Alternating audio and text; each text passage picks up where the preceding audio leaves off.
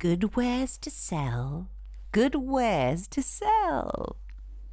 Snow White peeked out of the tiny window and said, "Oh, but please go away. I'm not allowed to open the door. I must not let anybody in." "But you are not forbidden to look. Come, look out of the window," said the old woman. "Well, they didn't tell me I couldn't look out of the window. I suppose I could look at it." And the old hag held out the lovely but poisoned comb. And back in the days when a young girl was about to be married, they would carve a beautiful comb for her to put in her hair, and it occurred to Snow White, well, that maybe she would be married some day, and this would be a beautiful comb to have. The old woman became aware that Snow White was becoming enchanted by the fantasy that one day she might be married, that some day she might be loved, and she pointed out all the intricate carvings to be found on this particular comb, till finally Snow White lost her senses. She simply lost her senses, and thinking no harm, she threw open the door and let the old woman in. "Come, now let me comb your hair," said the old woman. At the first touch of the evil comb, Snow White felt slightly sleepy, and as it went through her beautiful dark ebony hair, she became more and more sleepy. Finally, the old woman twisted her hair and took the comb, forcing the comb into her scalp. No sooner had the poison touched the skin, and the poor girl fell down senseless. "So there now, a dead person no longer has the need to comb her hair. Rest well, Snow White." And off she went. It was now near evening, and so the 7 little dwarfs came home, and when they saw Snow White lying on the ground as dead, they were horrified and frantically searched through all her clothes and looked about and found the poisoned comb. "I didn't recognize this comb. Did she have a comb?" Well, no sooner had they drawn it out of her hair than Snow White's colour returned, and she revived. "Oh, Snow White, what are we going to do with you? We told you, do not open the door. You mustn't let anyone in." And Snow White listened.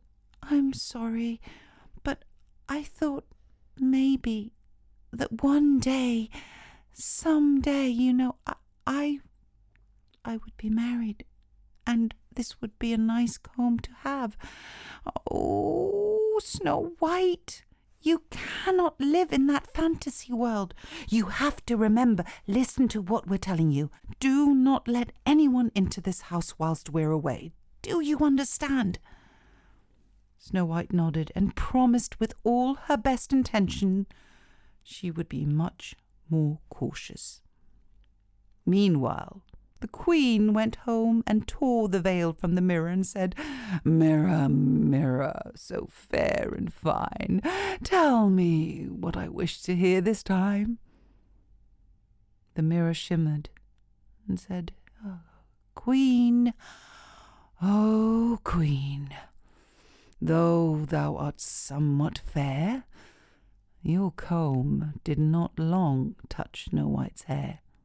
She lives across the 7 mountains, and she is still the fairest in the land." When the Queen heard this, she was once again truly beside herself. "All right, Snow White, I'm tired of these child games now. This time you shall die for all time."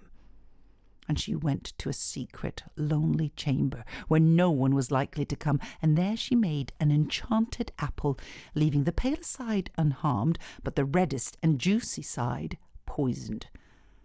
The apple altogether so beautiful to look upon, so that anyone who should see it would long to take a bite of it, but whoever ate even a little bit of the reddest side would die. Once the apple was ready, she painted her face and clothed herself like a peasant woman, and once again went across the 7 mountains to where the 7 dwarfs lived, and when she knocked at the door, Snow White put her head out of the window and said, "Go away, go away. I dare not let anybody in. The 7 dwarfs told me not to." All right. I can easily get rid of my apples elsewhere. There, I will give you one. No, I dare not take anything. What? Are you afraid? Oh, it's not poisoned. Look, here, I will cut the apple in 2 pieces. You have the red side, and I'll have the paler one. Snow White longed for the beautiful apple, and as she saw the peasant woman eating a piece of it, she could no longer refrain, but stretched out her hand and took the poisoned half. No sooner had she taken a morsel of it into her mouth than she fell to the earth as dead.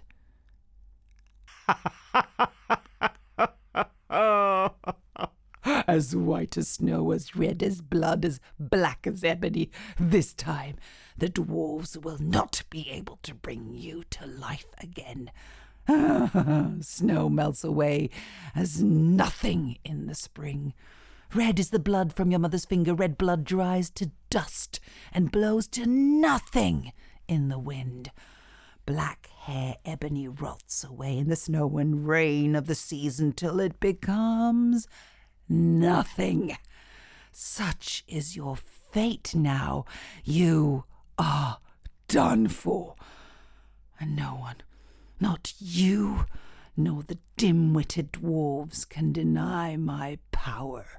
And under a cover of black thundercloud, the wicked queen flew home. Now once again alone in her chamber, she croaked, "Mirror, mirror, my old friend, let us be as lovers again. Tell me across against the sands of time, whose face is fairest, whose is most fine." The mirror did not answer. It shimmered, and a sheen of tears spread across it. And in a half sob it said, "O Queen, you had fairness once, now replaced by greed and lust. Snow White is dead in the mountains there. The 7 dwarfs weep into her hair. Across the mountains and the sands, your face, O Queen, is fairest in the land." And the mirror suddenly went dark. The Queen sneered and swung about like a drunken thing, hooting and screeching with some kind of ungodly delight in her dark, envious heart, rejoiced, and had found peace, or as much peace as an envious heart can possibly have. The dwarfs, when they came home in the evening, found Snow White lying on the ground, and there came no breath out of her. She was dead. They lifted her up, sought if anything poisonous was to be found, cut her laces, combed her hair, but all was of no avail. They did everything they could. They could not find any reason for her to leave them. So they wept and wept and wept, for the poor child was dead and remained dead. They laid her on a bier and sat all 7 of them around it and wept and lamented for 3 whole days. And when it was time to bury her, she was still so incorrupt.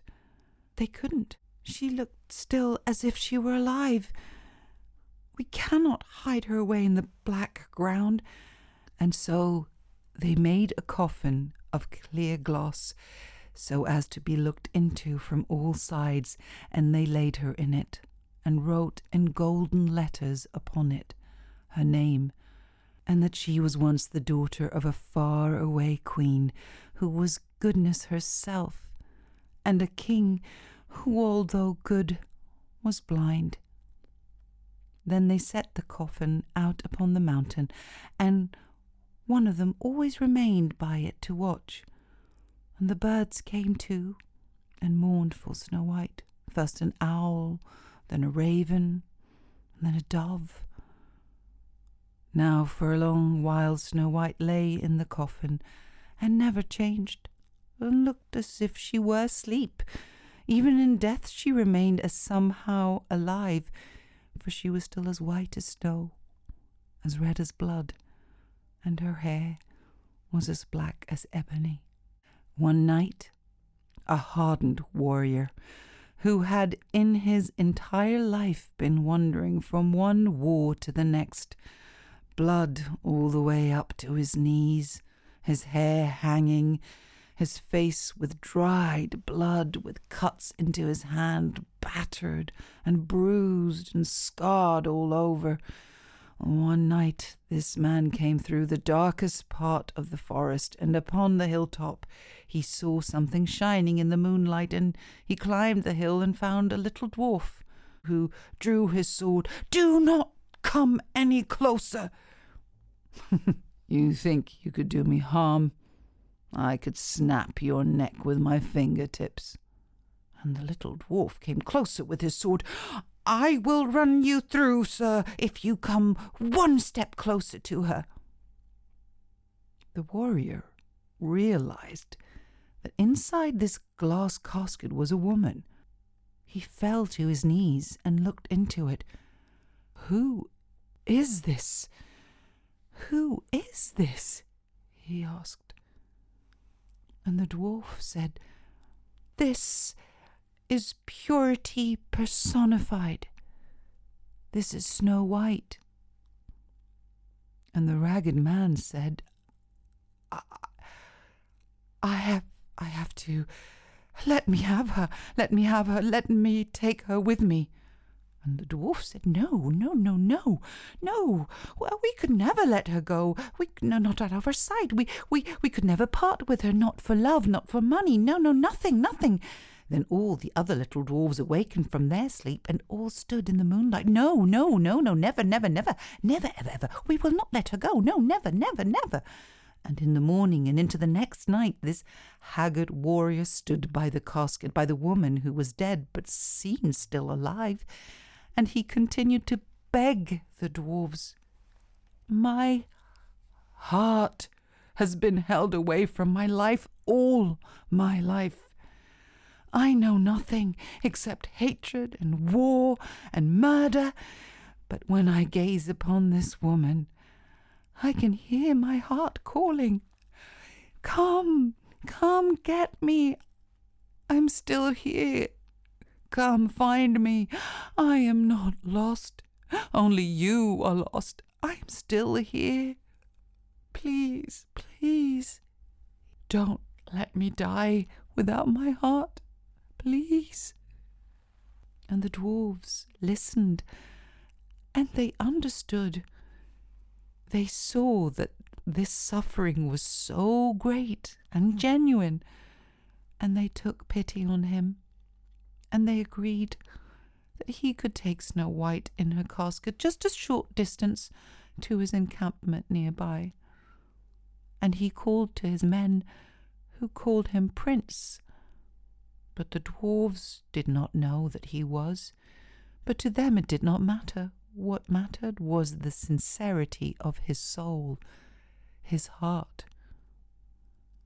The men hoisted the casket on their shoulders, and oh my God, one of them stumbled on a root sticking out of the ground, and the casket crushed to the ground, shattering the glass in every direction. And Snow White's body fell from the bier onto the ground, and the jolt of the fall caused the bite of the evil queen's apple to be knocked out of her throat where it had been lodged. And suddenly she opened her eyes and came back to life. "You, who were gone, has been returned to us. The heart of the warrior that has run from him out of revulsion for what he has done has come home because he has felt love, because he has been in the presence of purity."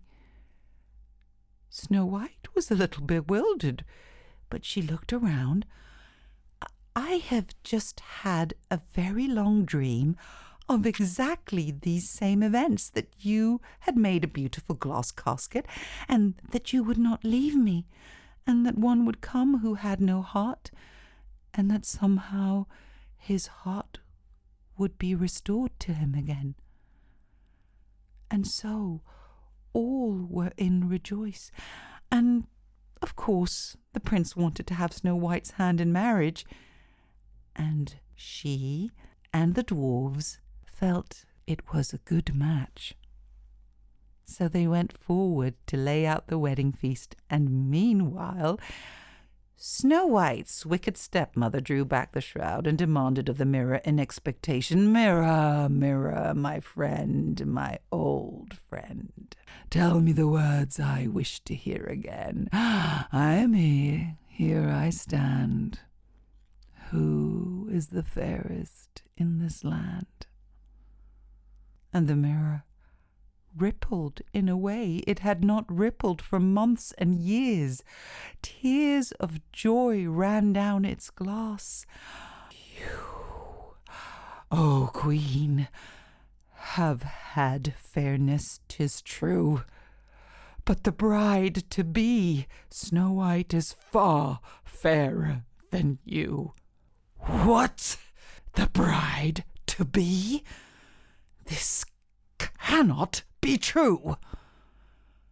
And an all-jealous curiosity consumed her, because the Queen never attended weddings because they were happy events. But she wanted to see if the mirror was telling the truth, so she put on a gown she thought would outdo the bride's gown, and once there, she saw not only was the bride indeed Snow White, not only was her beauty unsurpassable, but her kindness and welcoming of every guest was so graceful, caring, and oh, so lovely. The Queen felt a new feeling she had never felt before. The old Queen felt so bitter. She felt fear. Yes, fear. She was outnumbered. She had killed what she had believed to be the heart and soul of love.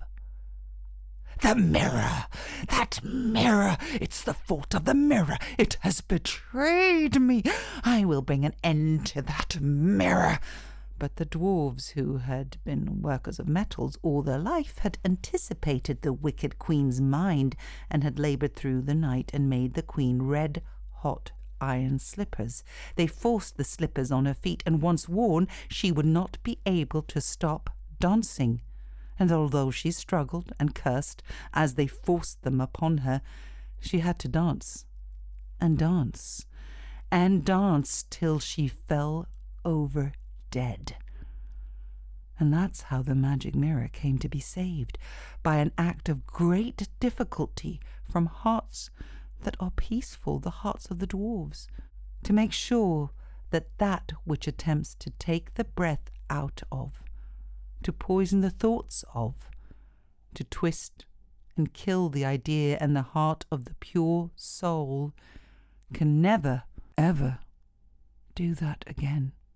The magic mirror was then inherited by Snow White, who used it in its rightful way in order to see and hear the things that any woman ought to hear and see in her lifetime. She used the mirror to hear and see who was in need, so she might go to them and help. She used the mirror to see who and where someone would be in joyous relief and celebration, and so she could celebrate with them. And never again was the mirror used for hatred, and never again was the mirror used for envy or greed. Now some people say it's the end of the story, but it's not quite. Many people think this is a story about Snow White, or about the sweet queen who wished for a child, or a story about an evil stepmother, or about the restored heart of the huntsman, or the restored sense of life and love of the warrior prince. And some people think it's a story about the brave and gentle dwarves, or about all the creatures who came to guard Snow White. But it's not. It's a story about the mirror. The blessed, blessed mirror.